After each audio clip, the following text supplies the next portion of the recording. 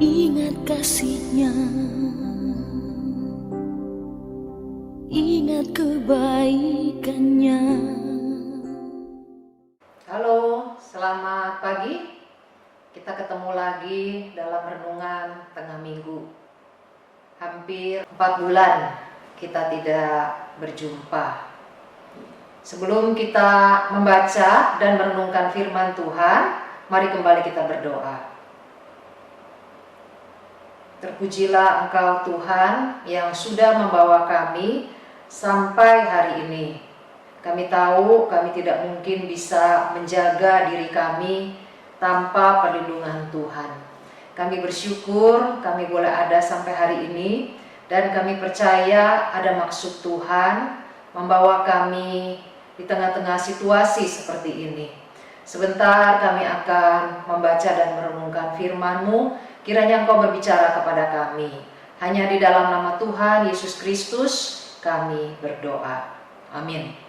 Kita akan membuka dari Mazmur pasal 103 ayat yang kelima. Mazmur 103 ayat yang kelima. Demikianlah bunyi firman Tuhan. Dia yang memuaskan hasratmu dengan kebaikan, sehingga masa mudamu menjadi baru seperti pada burung Raja Wali. Tema kita pada pagi ini yaitu ingat kebaikan Tuhan, sebab Dia memenuhi, mencukupi hasrat kita, keinginan kita, kebutuhan kita dengan kebaikan. Ingat kebaikan Tuhan yang sudah mencukupi keinginan kita dengan kebaikan. Bapak Ibu yang saya kasih dalam Tuhan, kebutuhan kita yang terbesar itu menuntut untuk dipenuhi atau untuk diisi atau untuk dicukupi. Pasti setiap kita pernah mendengar berita karena masih hangat akhir-akhir ini. Seorang bapak yang berusia 65 tahun, dia adalah warga negara Prancis, di mana dia melakukan pelecehan seksual terhadap 305 anak perempuan yang masih di bawah umur. Bapak Ibu yang saya kasih dalam Tuhan, bapak ini mengiming-imingi atau membujuk anak-anak perempuan ini. Mereka dikatakan akan menjadi model daripada foto, ya. Jadi foto model seperti itu. Setelah itu mereka di make up, diberi baju yang bagus. Ternyata setelah difoto, bapak ini melakukan pelecehan seksual. Kita melihat bahwa akhirnya bapak ini ditangkap dan dia sedang dalam proses pengadilan. Apa yang saya mau katakan, saya ingin tekankan dari kejadian di atas. Ternyata bapak ini punya kebutuhan yang begitu besar akan seks. Jadi kita lihat, dan kebutuhan yang begitu besar itu di dalam dirinya menuntut untuk dipenuhi, untuk dicukupi, untuk diisi. Karena dia punya kebutuhan yang besar akan seks, sehingga dia merasa dia tidak cukup hanya dengan satu pasang, ya, hanya dengan satu perempuan. Dia merasa dia membutuhkan begitu banyak perempuan-perempuan, dan yang begitu menyedihkan, hal yang sadis menurut saya. Dia memenuhi kebutuhan dia yang terbesar itu dengan meniduri 305 anak perempuan. Mereka diberi sedikit upah kalau mereka tidak mau memenuhi hasrat dia yang begitu besar akan seks, maka anak-anak ini akan mendapatkan pukulan. Saudara-saudara yang saya kasih dalam Tuhan, bagaimana dengan kebutuhan kita yang sangat tinggi akan sesuatu? Apakah kita juga memiliki hasrat atau kebutuhan yang besar akan seks seperti Bapak tadi? Ataukah kita punya kebutuhan yang besar akan uang? Atau kebutuhan yang besar akan kasih sayang? Kebutuhan yang besar akan dihormati? Kebutuhan yang besar untuk diterima oleh siapapun? Saudara-saudara yang saya kasih dalam Tuhan, apa yang harus kita lakukan ketika kebutuhan yang besar itu minta diisi atau dicukupi. Saya melihat ada dua hal. Yang pertama, yaitu kita harus datang kepada Tuhan. Kenapa kita perlu datang kepada Tuhan? Karena Dialah yang sanggup menolong kita. Kita datang dengan jujur, kita mengungkapkan apa kebutuhan kita yang besar itu. Dan kita mungkin sudah berkali-kali berusaha untuk memenuhi kebutuhan kita tersebut. Kita berharap dengan kita mengisinya, memenuhinya, mencukupinya, kita berharap satu waktu kita bosan dan kebutuhan tersebut tidak lagi menuntut kita. Tapi Bapak Ibu, ternyata kebutuhan, hasrat, keinginan yang besar itu seperti pemeras, ya, orang yang suka memeras. Dia tidak kenal belas kasihan. Dia selalu menuntut dan terus minta dicukupi. Tidak ada standarnya, tidak ada limitnya, tidak ada batasnya. Jadi kita perlu datang kepada Tuhan sebagai pencipta kita. Kita minta supaya kebutuhan yang terbesar itu yang begitu merongrong akan jiwa kita, kiranya Tuhan boleh isi dengan diri Tuhan sendiri. Kita minta supaya kebutuhan yang terbesar dalam hidup kita itu seperti lubang yang begitu dalam, yang tidak bisa diisi oleh apapun selain oleh diri Tuhan sendiri. Jadi kita lihat di sini, Tuhanlah yang sanggup mengisi kebutuhan kita yang terbesar itu. Kenapa kita perlu datang lagi kepada Tuhan? Karena dengan Tuhan yang mengisi kekosongan hati kita, kalau Tuhan sudah ada di dalam hati kita, maka kita percaya Tuhan yang sudah di dalam hati kita itu akan menjadi fokus daripada hidup kita. Hidup kita tidak lagi dipusatkan, difokuskan kepada kebutuhan kita yang terbesar. Itu yang pertama, mari kita datang pada Tuhan. Kalau kita punya masalah dengan hasrat kita yang tidak baik, dengan keinginan, kebutuhan kita yang besar, mungkin akan uang atau apapun juga. Yang kedua, apalagi yang harus kita lakukan ketika hasrat yang besar itu menuntut minta dicukupi atau untuk diisi?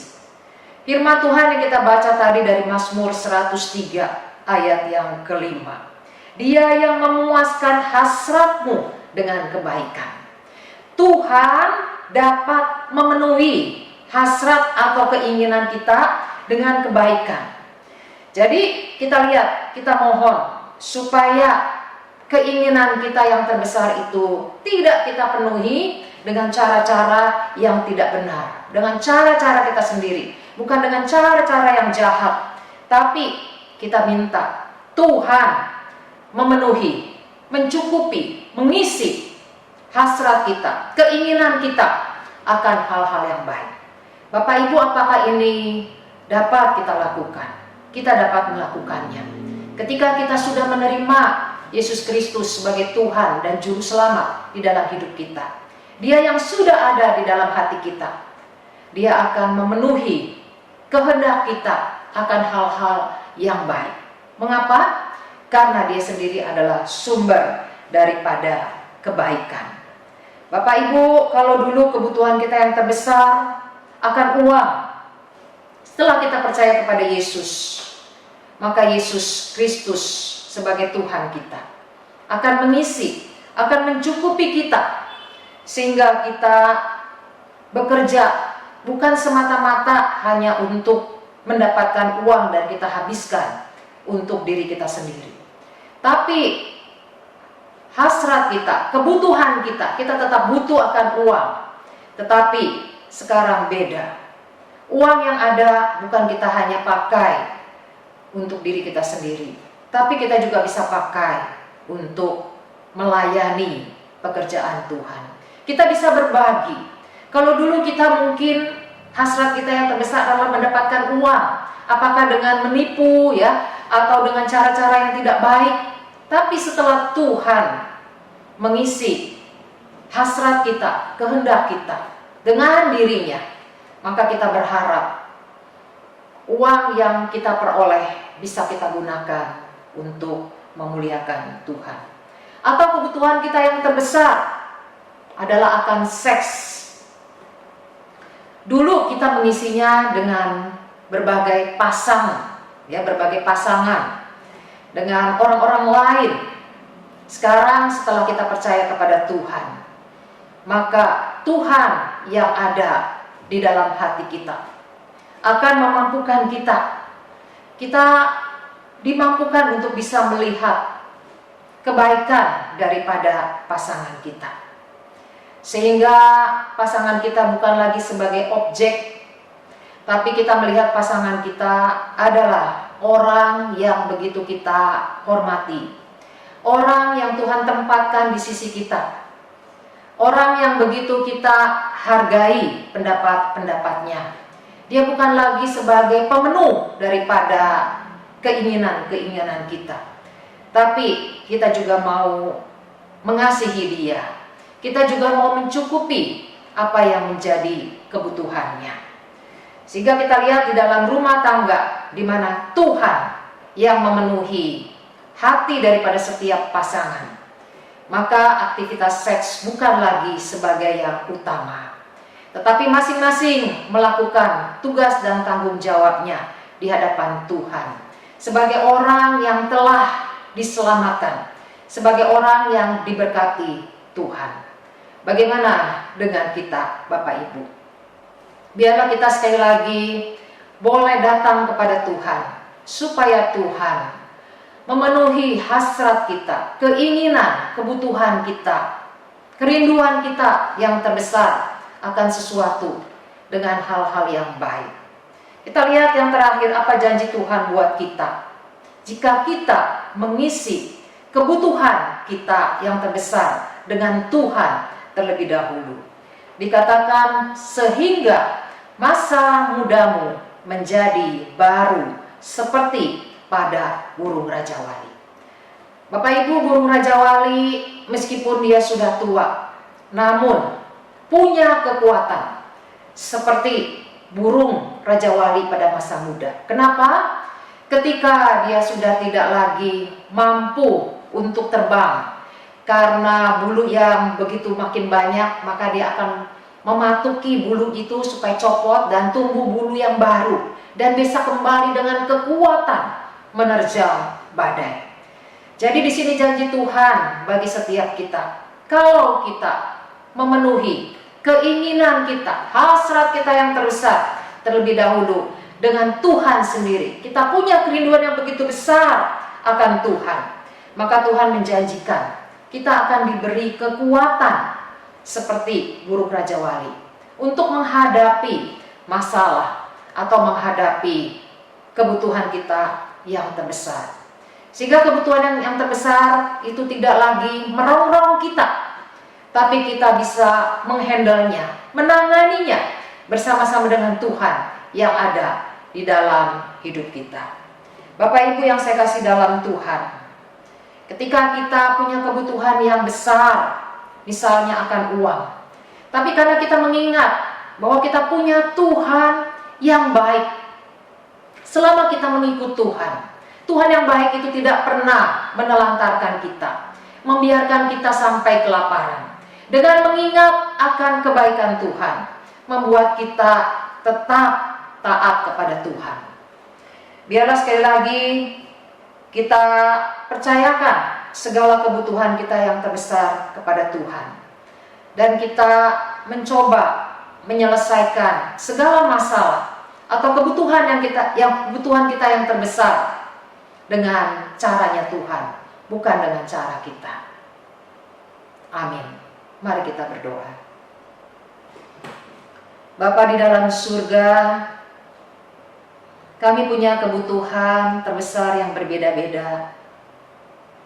Biarlah sekali lagi semuanya itu tidak membuat kami jatuh di dalam dosa. Ketika ada kesempatan, kami tidak langsung mengambilnya, jikalau itu membawa kami jauh daripada Tuhan. Kami membiarkan kesempatan itu lewat begitu saja, karena kami tahu Tuhan kami tidak boleh memenuhi kebutuhan kami dengan cara-cara kami. Terima kasih kalau Engkau berjanji ingin memenuhi hasrat, keinginan, kerinduan kami dengan kebaikan-kebaikan yang berasal dari Tuhan. Berkati kami Tuhan, supaya kami kuat menghadapi situasi seperti ini. Situasi yang kurang baik, tapi biarlah kami tetap taat kepada Tuhan. Kami seperti burung Raja Wali yang kuat menghadapi badai, menghadapi persoalan, menghadapi masalah-masalah yang ada.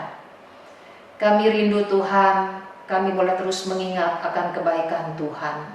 Itu membuat kami tidak menyelesaikan masalah dengan cara kami, tapi kami belajar untuk terus taat kepada Tuhan.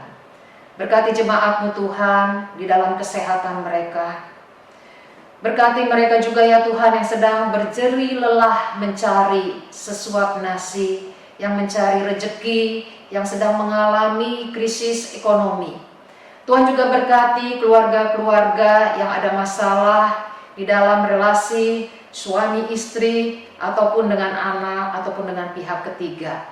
Persoalan-persoalan kesehatan kami juga tetap bawa di hadapan Tuhan. Tolong Tuhan, Engkau campur tangan. Kami ingin menghadapi semuanya bersama-sama dengan Engkau. Terpujilah nama-Mu, hanya di dalam nama Tuhan Yesus kami berdoa. Amin.